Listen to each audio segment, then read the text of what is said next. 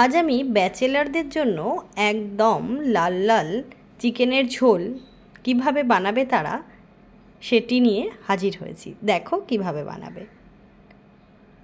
প্রথমে এভাবে আলু, পেঁয়াজ, টমেটো, কাঁচা লঙ্কা, রসুন এমনিতেই ছাড়াতে পারবে। যদি তোমরা মেসে থাকো তাহলেও কিন্তু এভাবেই ছাড়িয়ে নিতে পারবে।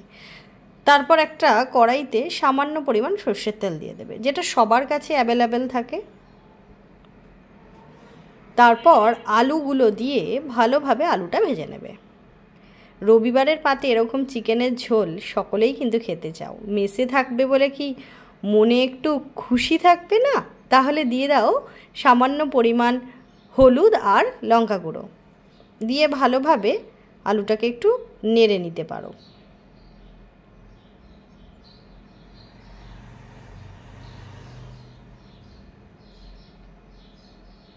তারপর আলুগুলো কড়াই থেকে তুলে নেবে, নিয়ে তাতে সামান্য পরিমাণ গরম মশলা দেবে। 5 টাকার গরম মশলা তোমরা বাজারেই প্যাকেট কিনতে পাবে। তারপর দিয়ে দেবে কেটে রাখা পেঁয়াজ। পেঁয়াজটা ভালোভাবে ভেজে নেবে।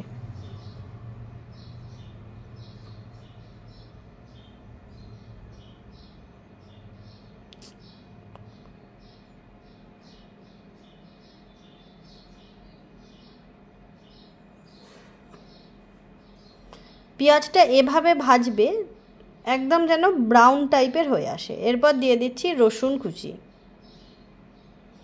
রসুন কুচিটা একটু ভালোভাবে নেড়ে নিয়ে তাতে সামান্য পরিমাণ গোল গোল করে কাটা টমেটো দিয়ে দেবে।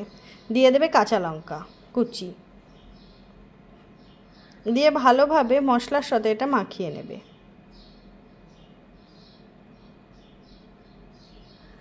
তারপর দিয়ে দেবে সামান্য হলুদ, নুন, লঙ্কা গুঁড়ো,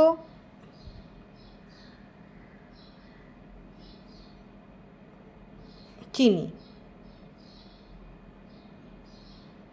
তারপর দিয়ে দেবে সামান্য পরিমাণ জল, দিয়ে ভালোভাবে এটাকে একবারে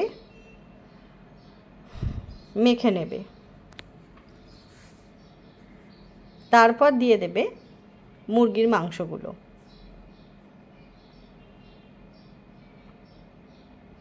দিয়ে ভালোভাবে এই মশলার সঙ্গে মাংসগুলো নেড়ে নেবে।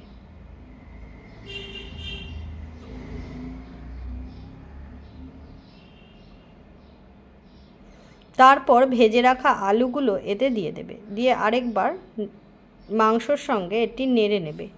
আর সামান্য পরিমাণ জল দেবে যাতে মশলাটা একটু ভাজা ভাজা হয়ে যায়।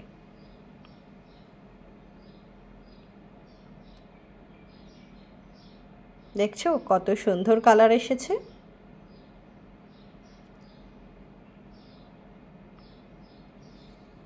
তারপর দিয়ে দেবে যতটা ঝোল খাবে ততটা দিয়ে দেবে জল। এতে একটু বেশি পরিমাণ জল লাগবে যেহেতু এটা লাল ঝোল। দিয়ে এবার একটা ঢাকনা দিয়ে ঢেকে দিয়ে মাংস আর আলু ফুটতে দেবে। মাংস আলু একদম ফুটে গেছে, রান্না একদম রেডি। হালকা চিকেনের লাল ঝোল তোমরা গরমেও কিন্তু খেতে পারো। ভিডিওটা ভালো লাগলে লাইক